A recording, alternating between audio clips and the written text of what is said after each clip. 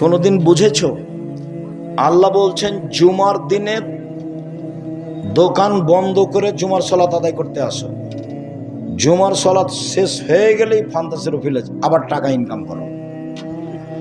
কোনোদিন মসজিদে ঢোকার দোয়া হিসাব করেছেন?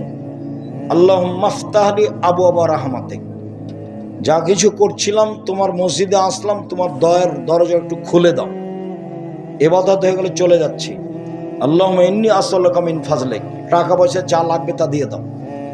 এই যখন যাচ্ছি দোকানে, আল্লাহুম্মা ইন্নী আসআলুকা মিন ফাজলিক, তোমার কাছে টাকা পয়সার অনুগ্রহ চাচ্ছি, ব্যবস্থা চাচ্ছি, টাকা পয়সা যা আমার লাগবে তা দিয়ে দাও।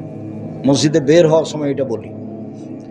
ঢোকার সময়তে চাই দয়া, আর বের হওয়ার সময়তে চাই টাকা পয়সা, অর্থ সম্পদ, ছেলে মেয়ের লালন পালন, মানুষ করা, যা আমার দুনিয়াবি প্রয়োজন। বের হওয়ার সময় সেটা চেয়েছি। বোঝা গেল না কথা? মসজিদ থেকে বের হয়ে দোকান খুলতে হবে, জুমার দিন খুলবো না, এটা কথা ঠিক নয়। এই প্রথম হারাম। আবার আজ অমুক দিবস, কাল অমুক দিবস, এটা তার চেয়ে বেশি হারাম।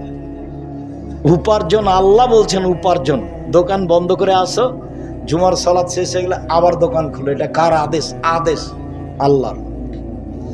আর মসজিদে ঢুকি যখন তখন বলি যে দয়া করো, আর যখন বের হই তখন বলি যে টাকা পয়সা দাও।